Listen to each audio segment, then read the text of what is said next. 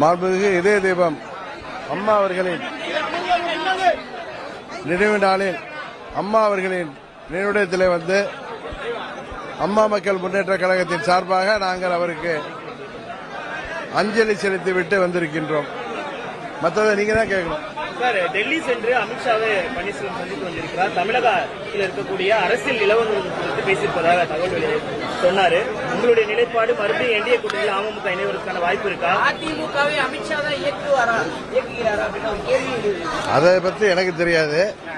அம்மா மக்கள் முன்னேற்ற கழகத்தை அம்மாவின் தொண்டர்கள் தான் இயக்குறாங்க. வேற என்ன கேள்வி கேட்டீங்க? தேசிய ஜனநாயக கூட்டணியில நீங்க இணைவதற்கான வாய்ப்பு மீண்டும் இருக்கா? இல்ல பழனிசாமி அவர்கள் முதலமைச்சர் வேட்பாளராக தேசிய ஜனநாயக கூட்டணியிலே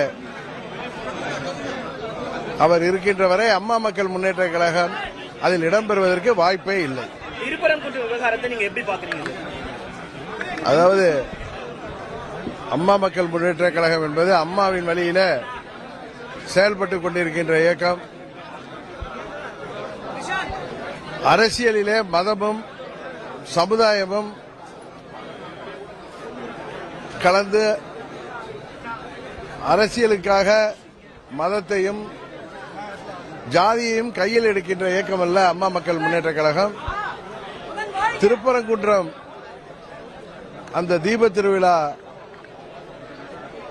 நிகழ்ச்சியை பொறுத்தமட்டில் அங்குள்ள உள்ளூரிலே வாழ்கின்ற உறவினர்களாக சகோதரர்களாக வாழ்கின்ற இந்து மற்றும் இஸ்லாமிய கிறிஸ்துவ சமுதாய மக்கள் அங்கே எல்லோரும் அமைதியாக வாழ்கின்ற விதத்திலே மற்ற இயக்கங்கள் அது யாராக இருந்தாலும் அவர்களது அங்கே பொது அமைதிக்கும் தமிழ்நாட்டின்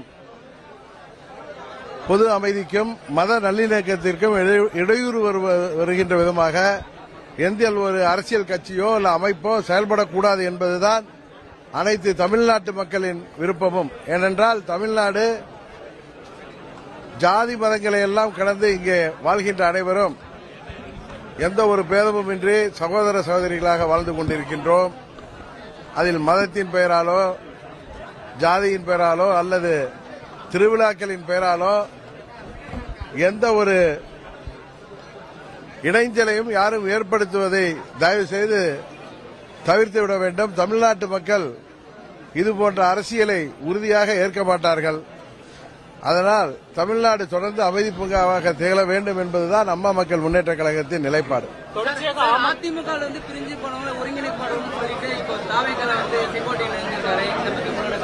இது நீங்க அண்ணன் செங்கோட்டையன் அவர்கள்ட்ட கேட்கறது தான் நன்றாக இருக்கும்.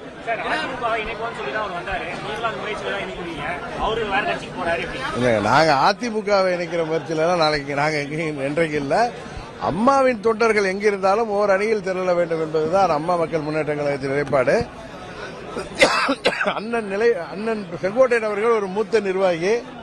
அவரது நிலைப்பாட்டை பற்றி நீங்கள் அவர்களிடம்தான் கேட்டு தெரிந்து கொள்ள வேண்டும்.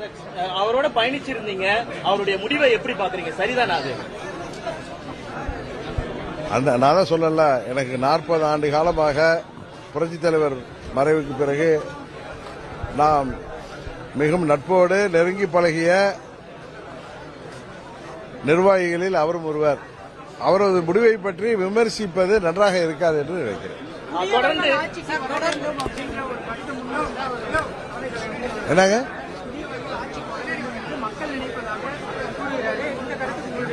அதாங்க அவருடைய கருத்துக்கோ அவருடைய செயல்பாட்டை பற்றியோ நான் விமர்சிப்பது அவருக்கு நான் கொடுக்கின்ற மரியாதையை குறைப்பதாக இருக்கு. அதனால அதை பற்றி நான் எந்த பதிலும் சொல்ல விரும்பவில்லை.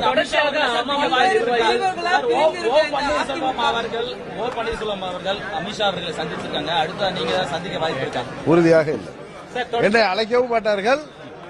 நானும் அவர்கள் உறுதியாக என்னை அழைக்க மாட்டார்கள். தொடர்ச்சியாக அமமுக நிர்வாகிகள் வந்து அதிமுக இணைஞ்சிட்டு இருக்காங்க. அதாவது ஒரு சிலர்கள் பதவியை விட்டு எடுக்கப்பட்டவர்கள் அல்லது எடுத்து விடுவோம் என்று அச்சத்திலே உள்ளவர்கள். ஏன்னா இப்ப தேர்தலை நோக்கி சீர்திருத்தங்கள் நடைபெறுகின்ற பொழுது நீக்கப்பட்டவர்கள், அவர்களது குடும்ப உறுப்பினர்களாக இருப்பவர்கள் அவர்களாக போகட்டும் என்று நாங்கள் அவர்களுக்கு காத்திருந்தோம். அது போன்றவர்கள் இன்னும் சில பேர் சுயநலத்திற்காக சுயலாபத்திற்காக விலை கொடுத்து வாங்கப்படுவது உங்களுக்கு தெரியும். அதை பற்றியெல்லாம் இந்த லட்சம் தொண்டர்கள் உறுதியாக கவலைப்பட மாட்டார்கள். இந்த தேர்தலில் துரோகம் வீழ்த்தப்பட வேண்டும் என்பதிலே அம்மா மக்கள் முன்னேற்ற கழகம் உறுதியாக இருக்கிறது.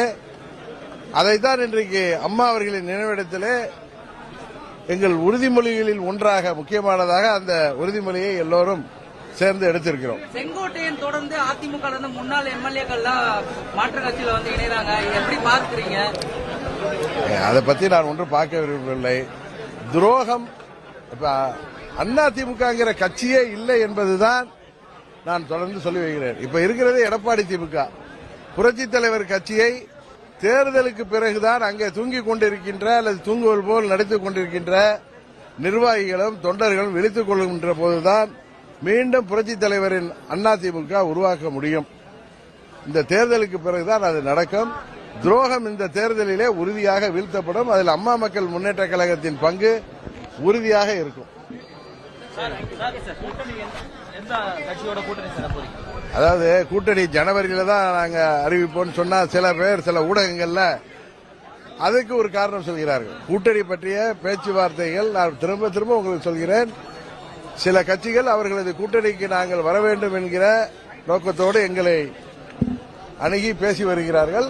கூட்டணி உறுதியாக பிறகு நான் சொல்வதுதான் மரியாதையாக இருக்கும். நிறைய கட்சிகளோட பேசுறீங்க, ஒரே நேரத்தில் எல்லா கட்சிகளோட நிறைய நான் நல்ல வார்த்தை சொன்னேன். நான் சொன்ன வார்த்தையை திருப்பி நீங்களே போட்டு கேட்டுங்க.